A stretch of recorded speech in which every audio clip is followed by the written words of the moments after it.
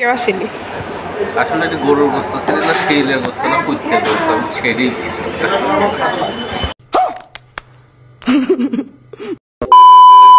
Hey what is up good people, আসসালামু আলাইকুম। আজকে আমরা চলে গিয়েছিলাম Safina park Anwara Chinese hotel and রেস্টুরেন্টে তাদের কালাভুনাটা ট্রাই করার জন্য।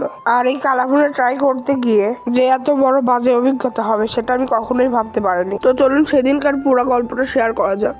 আমরা পাবনা থেকে খুব সকাল সকালই বের হয়ে যাই রাজশাহী সাফিনা পার্কের উদ্দেশ্যে। তাই আমরা কেউই সেরকম ভাবে খেয়ে যেতে পারি নাই, এমনকি রাস্তাতে নাস্তা করার সুযোগটাও পাইনি। এই জন্য আমরা সিদ্ধান্ত নিই আমরা একবারে লাঞ্চ করব। তাই আমরা আশেপাশে কোনো হোটেল না খুঁজে সরাসরি চলে যাই আনোয়ারা হোটেল অ্যান্ড রেস্টুরেন্টে লাঞ্চ করার জন্য। এবং গিয়েই আমরা অর্ডার করে দেই সাদা ভাত, ডাল, একটি ভাজি এবং কালাভুনা। এগুলো আমরা মোট প্রায় 7 জন মানুষের জন্য অর্ডার দিয়ে দেই। অর্ডার দেওয়ার কিছুক্ষণের মাঝে আমাদের জানানো হয় খাবারগুলো প্রস্তুত হয়ে গিয়েছে। তাই আমরা গিয়ে সরাসরি বসে পড়ি খাওয়ার জন্য।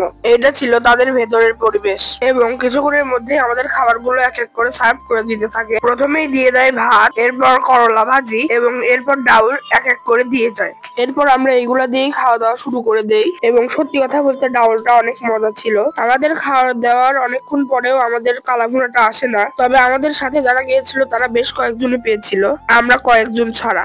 এরপর আমরা ম্যানেজমেন্টের সাথে কথা বলে জানতে পারি যে কালাভুনাটা নাকি ফুরিয়ে গিয়েছে। এরপর আমাদেরকে বলা হয় আপনারা 2 মিনিট ওয়েট করেন, আমরা নিয়ে এসে দিচ্ছি। অবশেষে নিয়ে এসে দেয় ঠিকই, তবে আপনাদের কাছে আমার প্রশ্ন, এটা কালাভুনা ছিল নাকি সাদা ভুনা ছিল? এই মাংসটা সম্পর্কে যদি আমি বলতে চাই তাহলে বলবো এই মাংসটা একটু সিদ্ধ হয়নি। আর এর মধ্যে যদি 4 পিস মাংস থাকে তাইলে 2.5 পিসের মতো চর্বি ছিল। আর এই মাংসটা কেমন সিদ্ধ হচ্ছে এটা হয়তো এটা দেখেই বোঝা যাচ্ছে। আমার অভিযোগ হচ্ছে তারা কেন বললো না যে তাদের কাছে কালাভুনা শর্ট ছিল। অবশেষে এটাই বলবো যে আমাদের লাইফের সবচেয়ে খারাপ অভিজ্ঞতা ছিল এই আনোয়ারা হোটেল অ্যান্ড রেস্টুরেন্টের খাবার খাওয়া।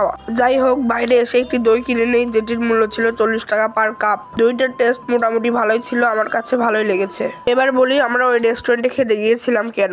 আমরা ওই রেস্টুরেন্টে খেতে গিয়েছিলাম কারণ দিন আগে আমাদের পাবনার কয়েকজন কন্টেন্ট ক্রিয়েটর ওই রেস্টুরেন্টে গিয়ে খেয়ে ভালো রিভিউ দিয়েছে। ওটা দেখেই আমরা ওই আনোয়ারা রেস্টুরেন্টে খেতে গিয়েছিলাম। আর আজকের ভিডিওটি ছিল এই পর্যন্ত। এই ভিডিওটি কেমন লেগেছে অবশ্যই কমেন্টে জানাতে পারেন। আর এই ছোট ভাইয়ের পেজটা ফলো করে দিন। আল্লাহ হাফেজ।